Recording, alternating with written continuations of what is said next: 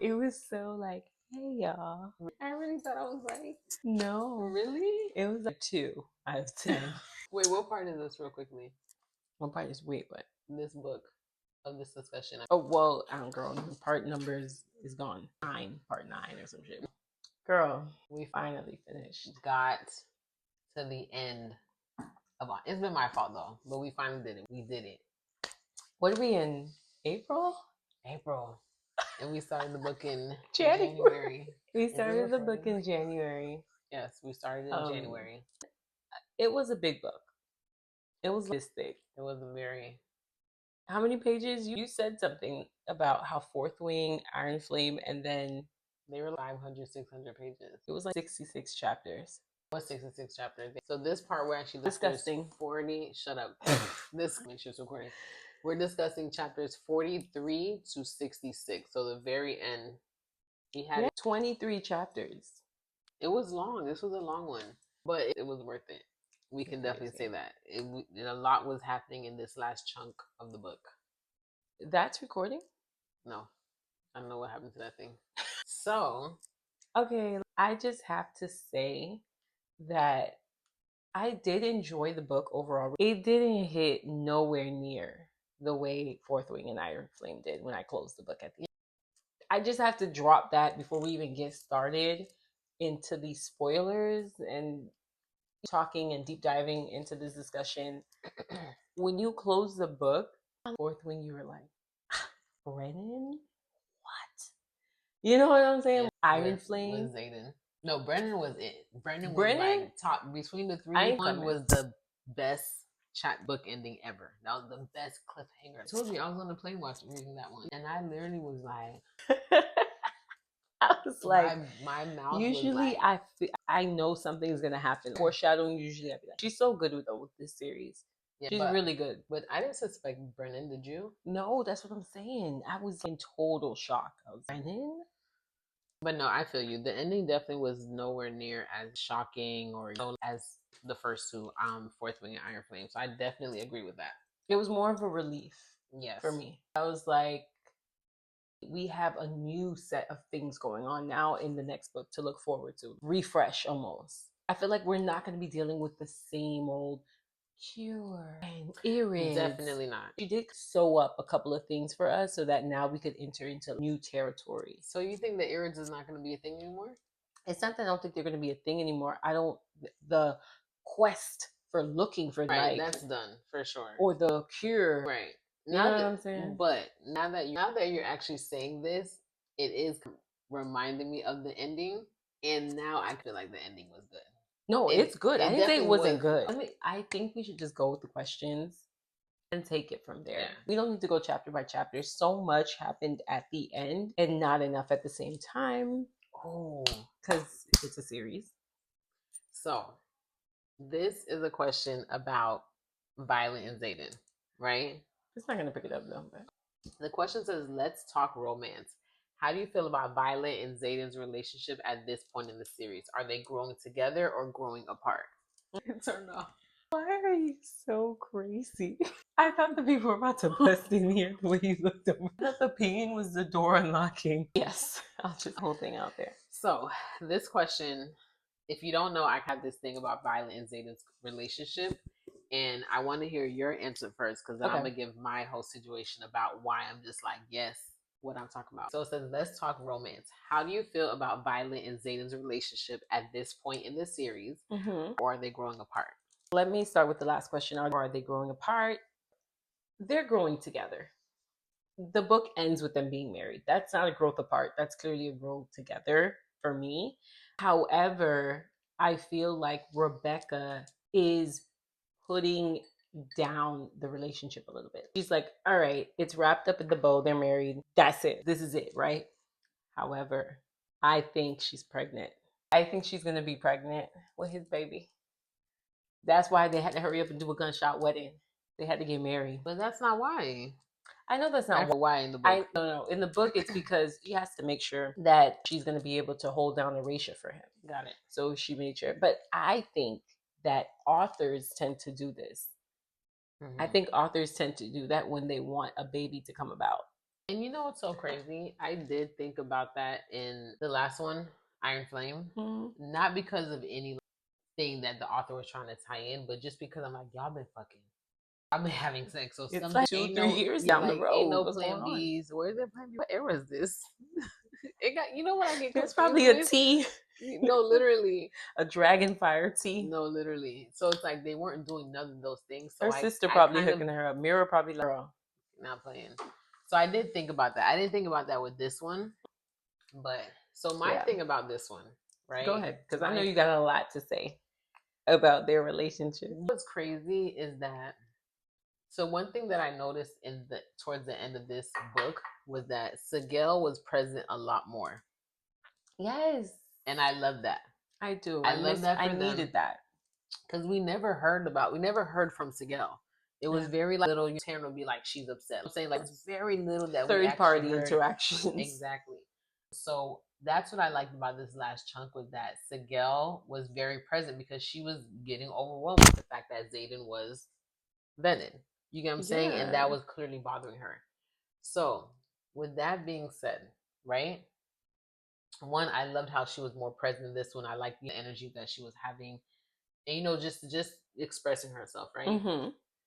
The fact that Xaden to protect Sigel with full venom, you know why that I'm getting goosebumps. Girl.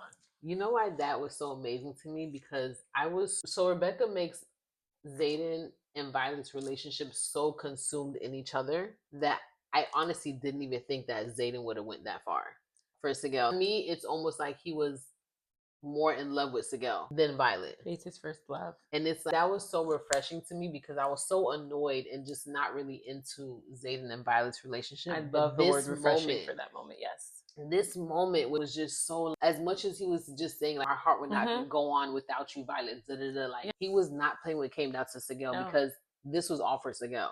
And it just was just so, he was not gonna let, especially because he just had witnessed them killing another dragon. He was like, oh, not to mine. And I just feel like that, like you said, she was his first love. So that connection to me overpowered whatever he thought that he had with Violet. Because he literally said at this point, he couldn't even think about Violet. As much as like the whole time he's like, my only concern is you. That fucking moment. He did say that too. He was like, whatever Violet's on, I'm on, pretty much, right? Yes. Before, when they were having a meeting, like, right before it, right? And then comes down to the wire and it's all about Sigel. But he did also, to me, I felt like he was super in tune with Sigel even more than Violet is with Taryn, when he understood, or when he would talk about how she was hurting so much when they were in the Isles and the other kingdoms. Remember, he would be like, she's hurting right now. She's cut off from the magic. She feels crazy. And he was even expressing to Violet, even if she's not talking to me, I know how much she's hurting right now. I would never do that to her. And that's when I started to keep how tight their bond really was. Yes. And obviously Rebecca probably did that because she knew what was coming at the end. She wanted to cut this up a little bit. Definitely did. But no, that part, when he did that for Sigel, blew my mind. But it made all the sense at the same time. It didn't come out of nowhere. It made sense. Your first love is I didn't even think about that being the first love, and you just cleared it up for me. That was literally it. He did not think about Violet. He didn't give a that he did. Violet. No, he did, because Violet saves him at the end.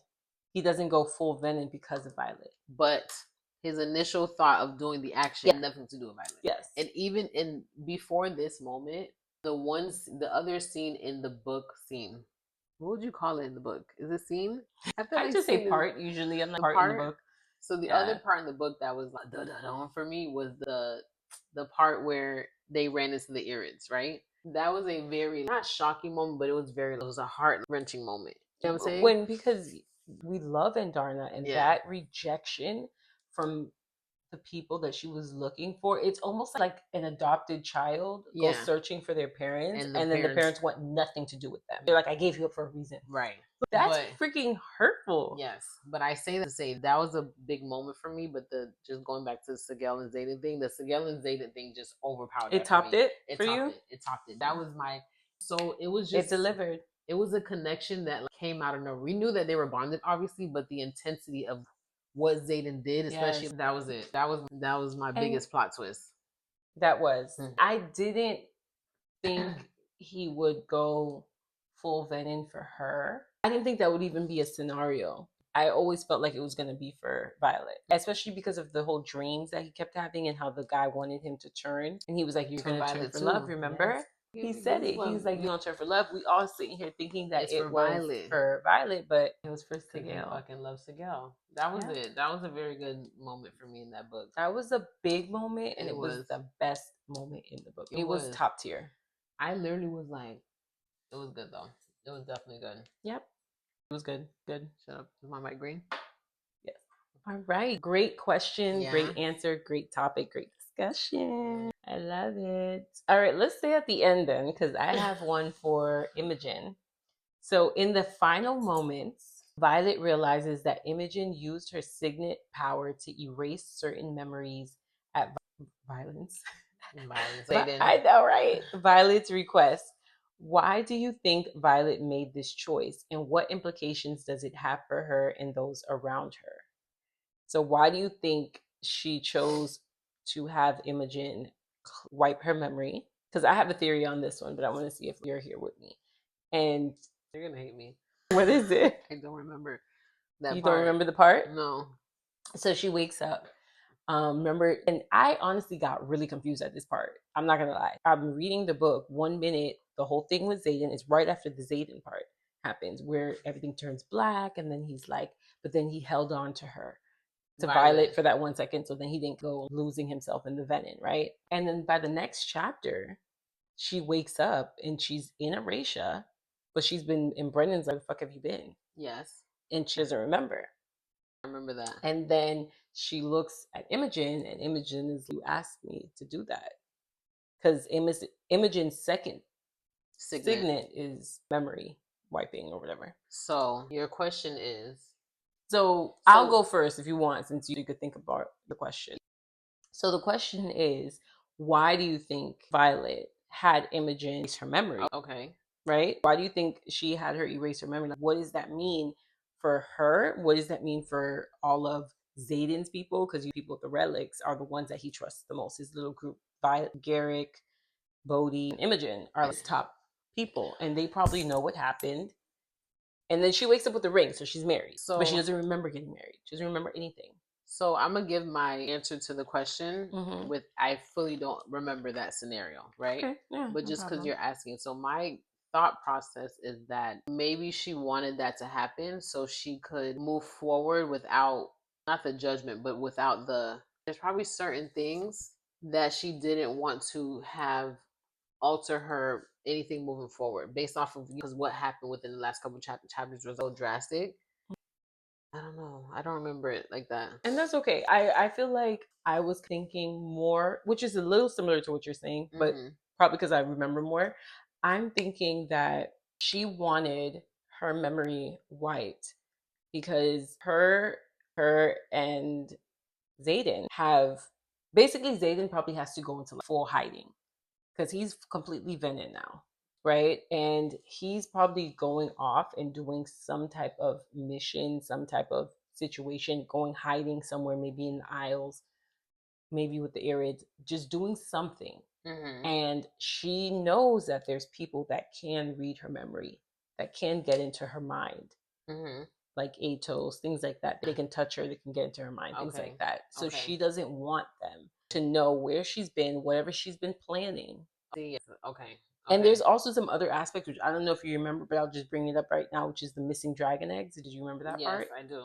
So maybe she's part of the whole missing the 6 dragon eggs that have gone missing. 6 dragon eggs have disappeared. Right, I do remember that. With those 6 dragon eggs disappearing, we know it takes 6 dragons to fire the ward. The ward, 7 dragons. It was a 7? 7, but they don't have that. They don't have the other den. Yeah. So that would take an Irid to help do it. But the 6, they never were able to do it with the 6. No, because you need the 7. But what I'm saying is they'll never get a dragon egg from the Irids. They stole them from the actual Empyrean. And there is no 7th den in the Empyrean. So they probably took the 6, knowing they're going to get that 7th from the Irids. Yes. So that's, to me, these are setting up for the next part of the series. So that's what we're saying, where a lot of things got sewn up, but then now we got some more questions going on here. No, for sure. It was, as the things got sewn up, other things were like thrown in there. So it was closing, but then this got closed because of this, and now that's a thing. Yeah. It's the gentle weaving, right? Yes. You got a question for me? I do. Okay. I love the different POVs that she added with Rhiannon and Imogen. Was it Imogen, right? Fucking loved it. I loved it. It was fucking loved it. And it was such a good transition of the POV that I almost felt like I was through their eyes. I literally wrote something about that too. Because it was so sudden. I almost felt like it switched frames. Yes. And you got to hear other dragons interacting with their person. And then that's what I loved about it the most. I love that. And then another thing too was that it made sense that she did that because I'm like, there is a whole nother thing happening.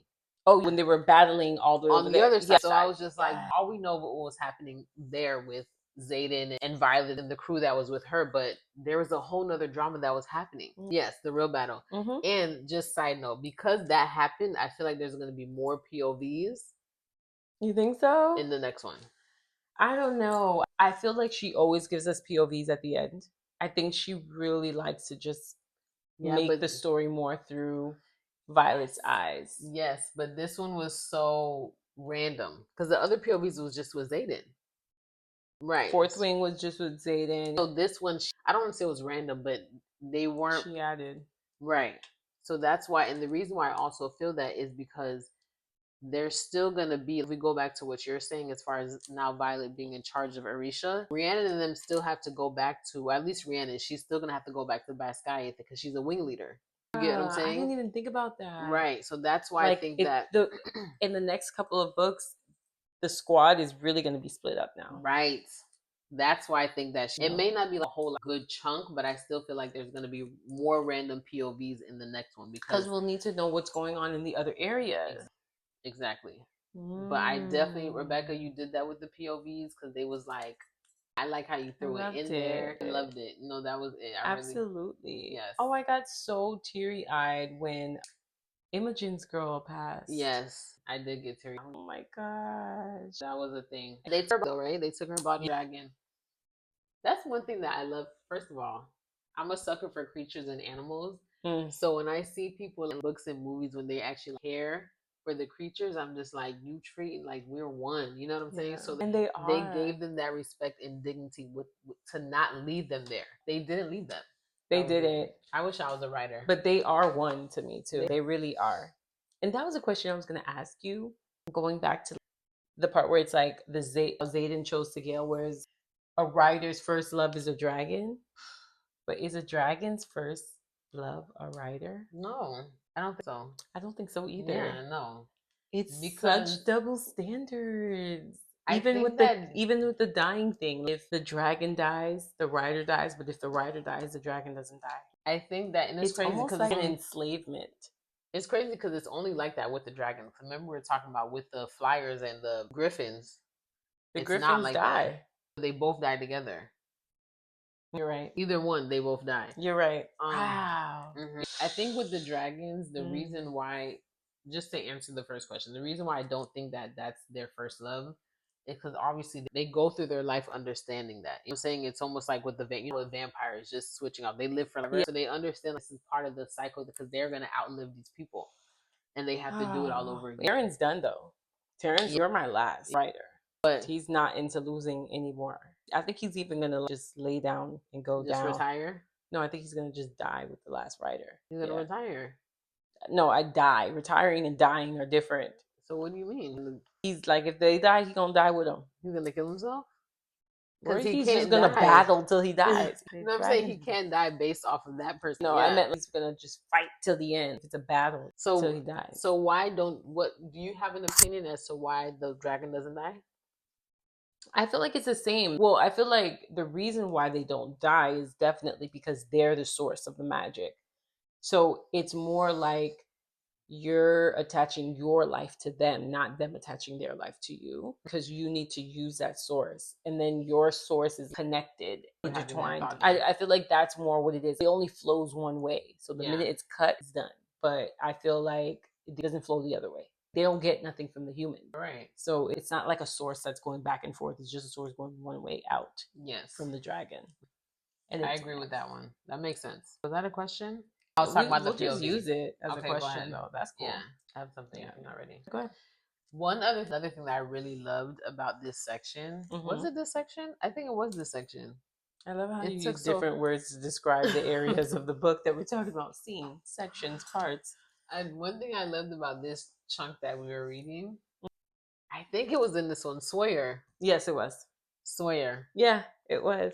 Sawyer, my guy. No, literally, I was like, that moment where he was just nonstop trying to hit that run or that to get up on the dragon. And then what was so funny was the banter that they were having. Remember, he was having, there was a bunch of little banter of Sawyer and his dragon. And that was another thing, just going to what you said with the POV and how we were able to hear or see the writers and the interaction with their dragons. Definitely did a lot with this last chunk. Because, yes, she definitely did that a lot. We heard Sawyer?